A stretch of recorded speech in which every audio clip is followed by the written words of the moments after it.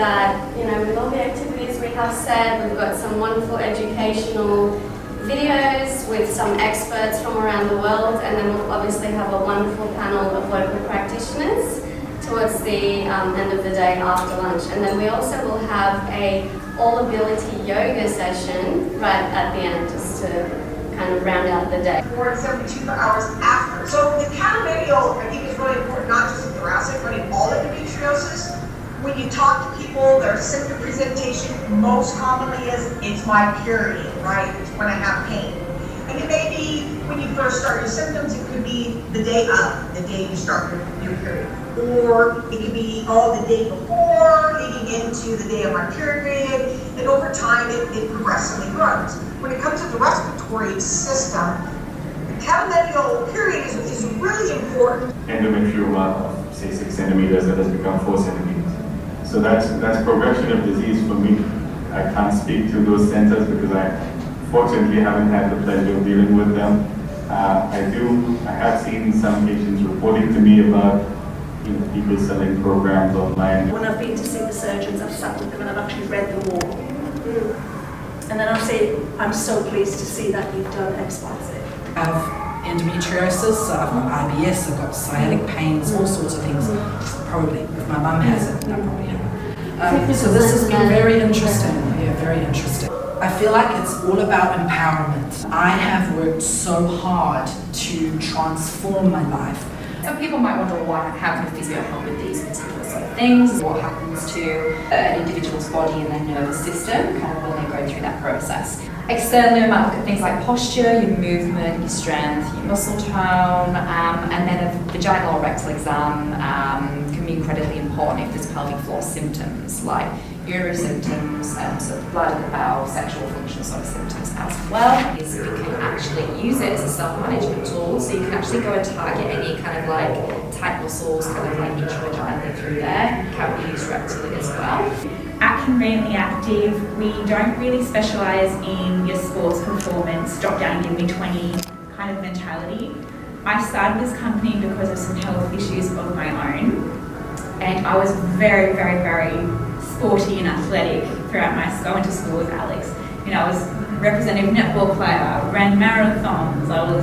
I've had about 20 dislocations in my knees. I've had 2 major knee surgeries, and I had to really slow things down and change my approach. And so our job is to kind of strip it back and focus on what the individual can do and work with that and find something that's appropriate and build on it gradually.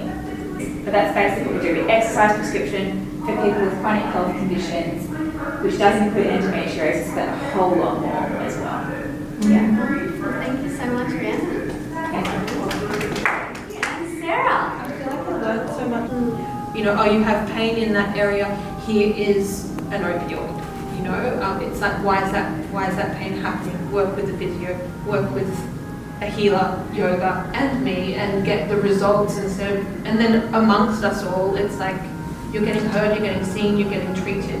And when someone goes, I felt like this, and someone else goes, oh my God, me too, and you just see the weight drop off people with those connections and mutual understanding. And I mean, that's the bit I want to work with, so that's what led me to go and do my counselling degree, and I've absolutely loved it ever since. What brings you here today? I don't have endometriosis. I'm a counsellor, and I am here to learn.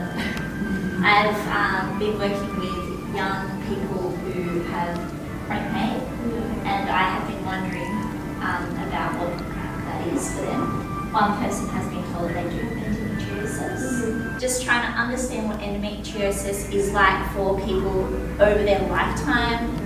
I didn't know that surgery is the answer. I didn't know any of that, so I'm really glad to have learned that. I'm trying to build my empathy, my understanding. I've run a few groups on chronic pain when it comes to support circles, so I kind of understood that. But just not being heard, not being believed, I find that shocking, and that is trauma. I hope to be able to just speak that validation, say, I hear you, I understand that it's so confusing that your body is doing this to you. I can hear that your parent isn't on board with you here, that they're not quite hearing what you're saying. and many people experience that with doctors too. So I was really glad to have sat next to someone today that I could hear a bit of their story from and understand what it means to have endometriosis. So every single person in this room, the practitioners specifically, they are actually not even in those tiers of treatment. They're not even, like, if anything, you guys help endometriosis patients, and this is a testament to that, more than your local gynecologist might, which sounds crazy because they're the main ones treating us. But they're looking at it only as this pathology, and they're certainly not looking at, you know, you're saying quadrants or holistically and all the other things. The additional thing is you have so many people with endometriosis that have comorbid mental health conditions, that have comorbid other chronic illness conditions. And when you're in there for 10 minutes with the doctor, they just want, based off what they're seeing in front of them, and you might have someone that's in there like shaking because it's so traumatic every time you go to the doctor, they're just making their assessment and their treatment plan based off what they see. So I kind of held it in.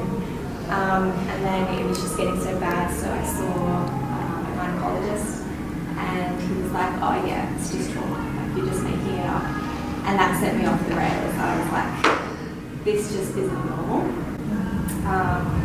Anyway, and so basically it was really hard to self-advocate for myself.